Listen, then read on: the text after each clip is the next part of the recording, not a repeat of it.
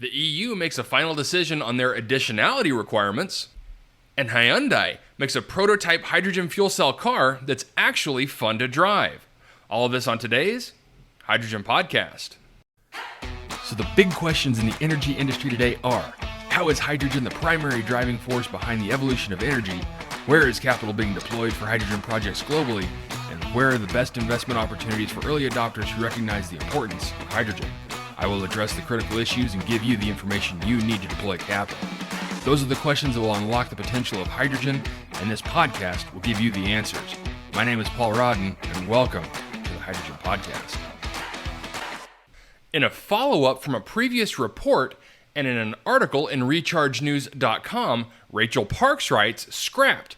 EU's controversial additionality rules for green hydrogen are history after European Parliament vote. The European Parliament has voted through a key amendment to the Renewable Energy Directive II, or RED II, scrapping additionality requirements at EU level, and passed binding targets for renewable hydrogen and its derivatives in industry and transport. Under the new RED II, targets for renewable fuels of non-biological origin, such as green hydrogen and green ammonia, are now set at 5.7% of all fuels by 2030, including 1.2% in maritime fuels. Furthermore, 50% of industrial fuel use will have to transition to RFNBOs by 2030, rising to 75% by 2035. This will require 9 to 10 million tons of green hydrogen, this according to trade body Hydrogen Europe.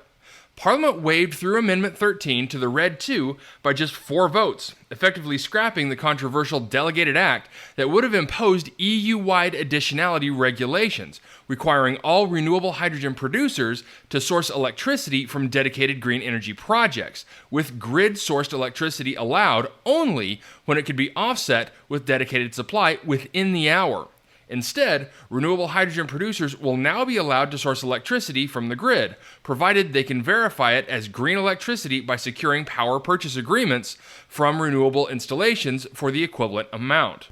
The balance between PPA purchases and grid purchases would be accounted for on a quarterly basis until 2030, and thereafter on a monthly, quarterly, or annual basis as decided by the European Commission. Hydrogen Europe had lobbied hard in favor of the amendment, arguing that the additionality rules, particularly the hourly component, would hold back the development of green hydrogen, with Europe risking a mass exodus to the US, especially in the wake of new US hydrogen tax credits that offer up to $3 per kilogram of subsidies for green hydrogen. The passing of Amendment 13 will ease the implementation of the additionality principle for renewable hydrogen. MEPs have listened to the sector's concerns that overly strict regulations would hinder the development of this crucial market. This comes in a quote from Hydrogen Europe. The quote continues by saying, Hydrogen Europe fully recognizes the importance and supports the principle of additionality, but has expressed concerns regarding the practical implementation of proposed criteria, not the principle itself. The task at hand is to find a balance between ensuring green hydrogen is produced from new renewable energy capacity and avoiding excessive constraints in a nascent market. Hydrogen Europe Chief Executive Yorgo Chatzimarkakis added, this is yet another historical day for the hydrogen sector in Europe and globally. He continues to say these binding targets on renewable hydrogen and the creation of a simpler framework are strong signals from the EU institutions to ensure the scale-up of a hydrogen economy and reduce their dependence on hydrocarbons. He said, we need to bring production and demand into a right balance, and the new European Hydrogen Bank is the right instrument under which to do so. But others aren't so pleased, arguing that green hydrogen production in the EU could now cannibalize the continent's renewable energy, which is needed to decarbonize the electricity supply. Trade association Solar Power Europe warned that the lack of firm regulation would actually make green hydrogen projects less bankable. And in a quote from Arthur Damers, policy advisor on renewable hydrogen for SPE, scrapping the additionality rules jeopardizes the adoption of a robust legal definition, which would have ensured that hydrogen electrolyzer deployment does not depend on hydrocarbons. Right now, he says, developers have dozens of projects in the pipeline, waiting for the clarification of the rules. The vote today delays the acceleration that Europe needs in order to meet its climate and security goals. While the European Parliament vote means that the Commission can no longer mandate the additionality requirements, individual member states could still choose to enforce them. Okay, so as expected, the additionality rule was voted down.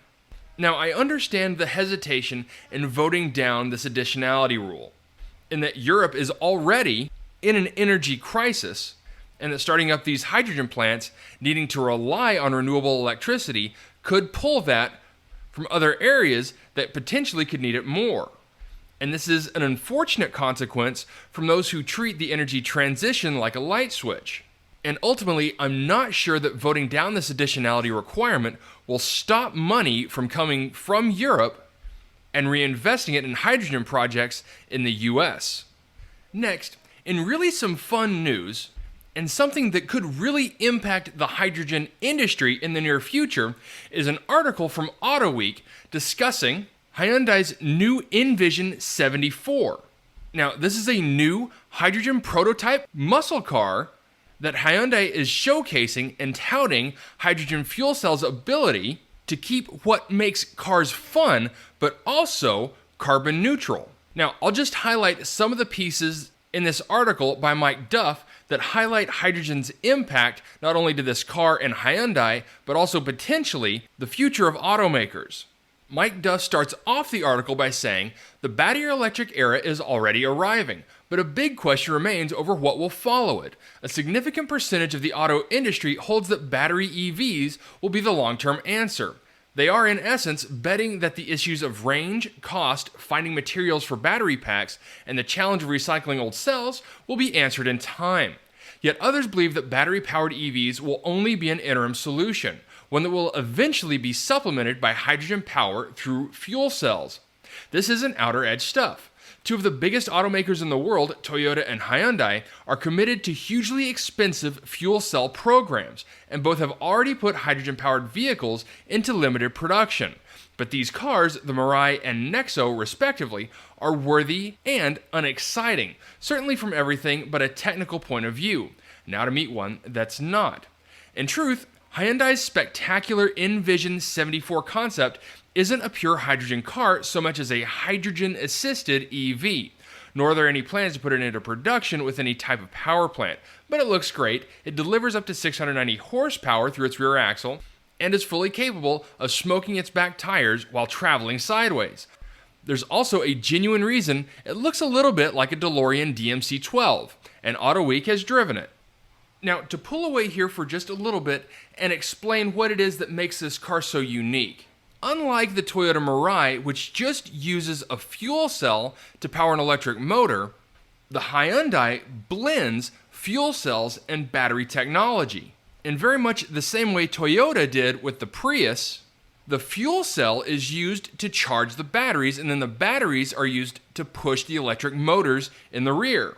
But ultimately, the Envision 74's role is as a proof of Hyundai's commitment to a hydrogen-powered future, one that will develop alongside the advanced EVs that the company is already bringing to market. And in a quote from Albert Bierman, formerly the group R&D boss and instigator of its in-performance division, EV is not an interim technology. It will stay out there. It's clear that for cars, EV is hard to beat, but his line of thinking is easy. If we want the world to go carbon neutral, we would need millions of tons of hydrogen in all aspects of society. And if you do that, it is then no big deal to put that into cars or trucks or buses.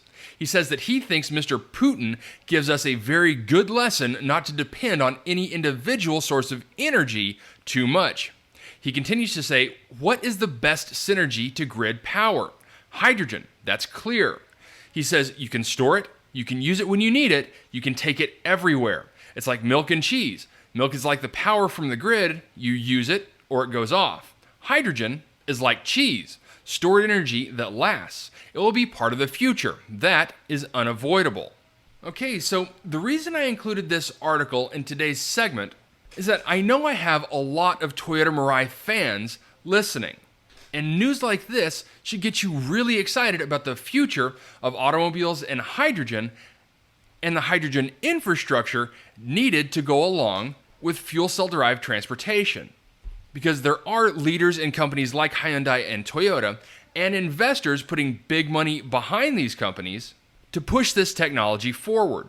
And I really do believe that the amount of attention that Toyota is getting, Hyundai is getting, BMW and Mercedes-Benz are getting around their fuel cell designs, it's only a matter of time before US auto manufacturers start announcing their fuel cell development. All right, that's it for me, everyone. If you have a second, I would really appreciate it if you could leave a good review on whatever platform it is that you listen to. Apple Podcast, Spotify, Google, whatever it is. That would be a tremendous help to the show. And as always, if you ever have any feedback, you're welcome to email me directly at info@thehydrogenpodcast.com. And as always, take care, stay safe. I'll talk to you later. Hey, this is Paul. I hope you liked this podcast. If you did and want to hear more, I'd appreciate it if you would either subscribe to this channel on YouTube or connect with your favorite platform through my website at www.thehydrogenpodcast.com. Thanks for listening. I very much appreciate it. Have a great day.